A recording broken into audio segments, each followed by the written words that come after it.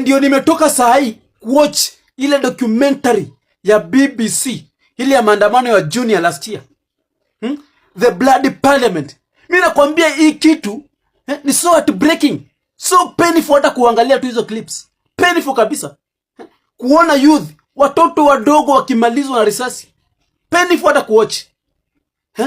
Na wale watu wanawamaliza ni wale watu wanafaa kuwachunga.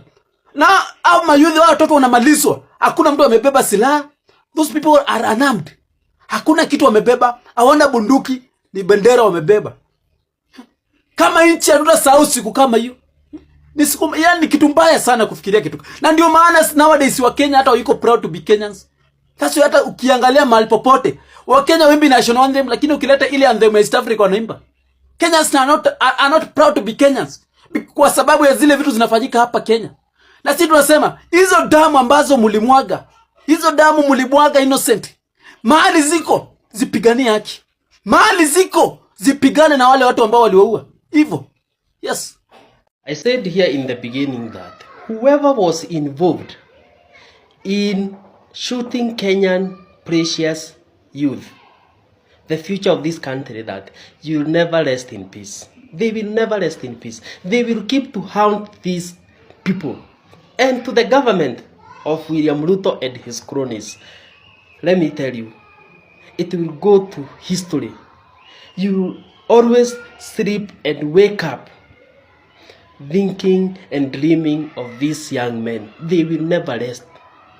And to our KDF, Kenya Defense Forces, you have always held high by Kenyans.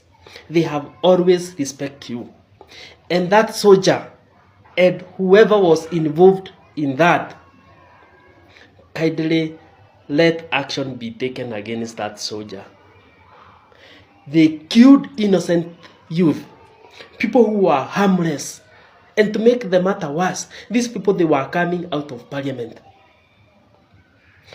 The government, with all the power we have given it through constitution, to arrest and prosecute this youth, they decided to kill. Let me tell you, to this government, you never rest. You never rest.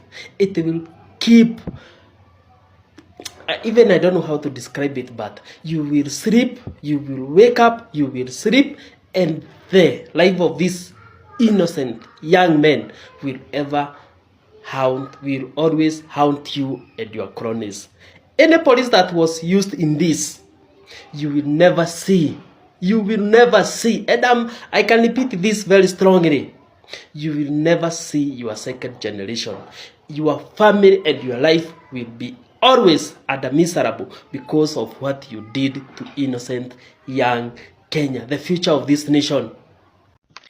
Watching the BBC documentary is very emotional because we woke up on June 25th with our flag, the love for this country and a hope for a better country. We do not see each other along tribal lines, along political parties, along socio-economic status. We had one voice, one agenda. But if the young people that lost their lives on June 25th were to address us right now, would they be proud of the sacrifice they gave us, or would they be ashamed and disgusted of who we have become now? Have we forgotten and allowed the political class to divide us along political parties, along tribal lines? Have we forgotten we need to rise above the noise and do better, because our decision for 2022, our decision to give the people that we have now the instruments of power, led to this bloodshed? The KDF may have fired those guns, but our blood parliament and our choices in 2022 loaded those guns.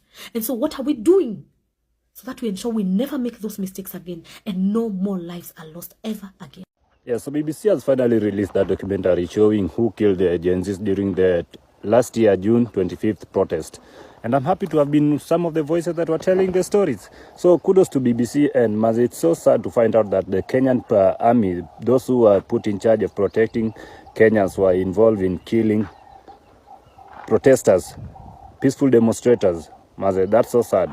And now the world is finally seeing what happened, and we are getting to know the real side of the real story. Thank you, and everyone that was in that video for telling us what happened. So Hanifa and Boniface Mwangi, I'm really grateful. And we need to watch on what we are doing as a country, man.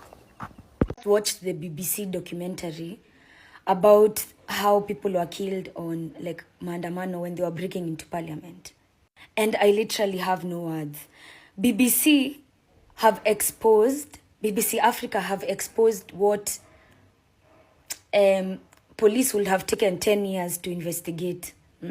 I don't know if it's the issue is the police, or that you kitu yenye ina investigate it's not supposed to be found out.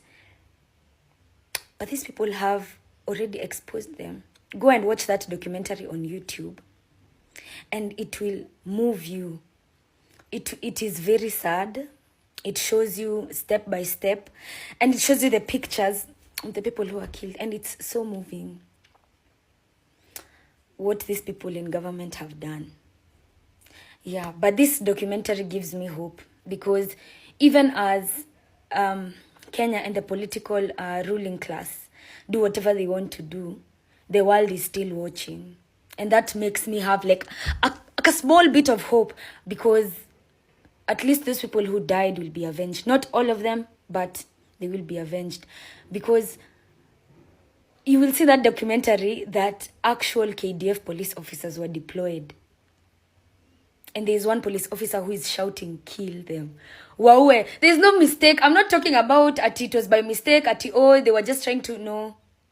He said, kill them. That's how bad it is. Go and watch that documentary on YouTube and tell me about it in the comments. Hey guys, watu wenye wamewatch your clip, your documentary ya BBC about the Gen Z. Manze, this is beyond even Sarafina. It was a movie. It was a series actually. Because unaona, they were identifying mpaka shooters wenye walikuwa snipers wenye walikuwa pale juu rooftop. Wanaita mpaka majina, and the specific person wali shoot. Even the police will identify the police leader who was directing people to shoot and kill.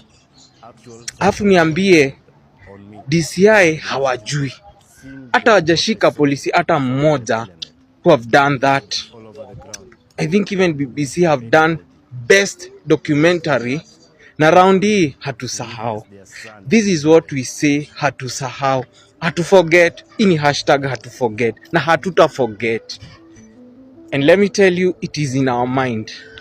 Hey, man, this was horrible. What? So guys, I've finished watching the documentary, and there's this guy, and I don't know why we didn't know him. Anaitwa Ademba, yani, oh my God. Wow. He was the one rescuing everyone. Like, unajua kuna watu wenye walikuwa shot na they didn't die. Kuna watu hawakuwa shot kwa the head, kuna watu walikuwa shot miguu, mikono. He was the one anabaki nyuma akiwabeba. Imagine, in the midst of that tense environment, he would go back for them. Oh my God. May God bless you. Because there's nothing we can give you that can... I don't know. Ademba.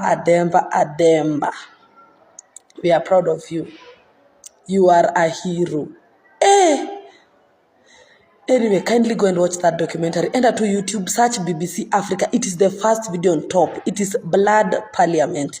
Watch the video. Thank me later.